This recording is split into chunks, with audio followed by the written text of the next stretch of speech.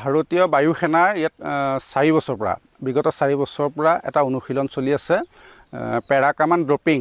আচলতে এই আৰ্মিসকলক প্লেনৰ পৰা ইয়াত নমাই দিয়া হয়।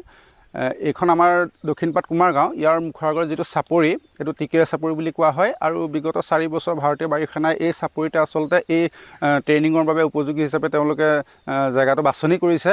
আৰু এটা খুব সুন্দৰ পৰিৱেশ, এটা নান্দনিক পৰিৱেশ। যেতিয়া সেই ট্ৰেইনিংটো তেওঁলোকৰ ড্ৰপিংটো চলি থাকে, যথেষ্ট এটা ভাল লগা এটা পৰিৱেশ গাঁৱৰ ৰাইজেই হওক বা বিদ্যালয়ৰ ছাত্ৰ ছাত্ৰীসকলে উপভোগ কৰিবলৈ সুযোগ আৰু সুবিধা পাইছে।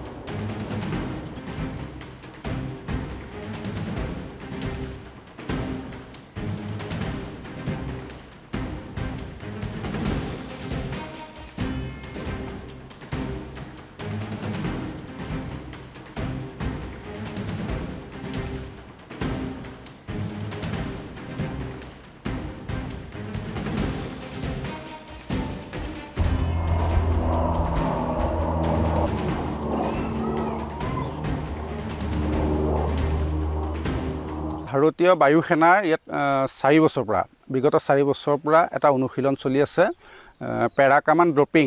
আচলতে এই আৰ্মিসকলক প্লেনৰ পৰা ইয়াত নমাই দিয়া হয়। এইখন আমাৰ দক্ষিণপাট কুমাৰগাঁও, ইয়াৰ মুখৰ আগৰ যিটো চাপৰি এইটো টিকেৰা চাপৰি বুলি কোৱা হয়। আৰু বিগত 4 বছৰ ভাৰতীয় বায়ু সেনাই এই চাপৰিতে আচলতে এই ট্ৰেইনিঙৰ বাবে উপযোগী হিচাপে তেওঁলোকে জেগাটো বাছনি কৰিছে। আৰু এটা খুব সুন্দৰ পৰিৱেশ, এটা নান্দনিক পৰিৱেশ। যেতিয়া সেই ট্ৰেইনিংটো তেওঁলোকৰ ড্ৰপিংটো চলি থাকে, যথেষ্ট এটা ভাল লগা এটা পৰিৱেশ গাঁৱৰ ৰাইজেই হওক বা বিদ্যালয়ৰ ছাত্ৰ ছাত্ৰীসকলে উপভোগ কৰিবলৈ সুযোগ আৰু সুবিধা পাইছে।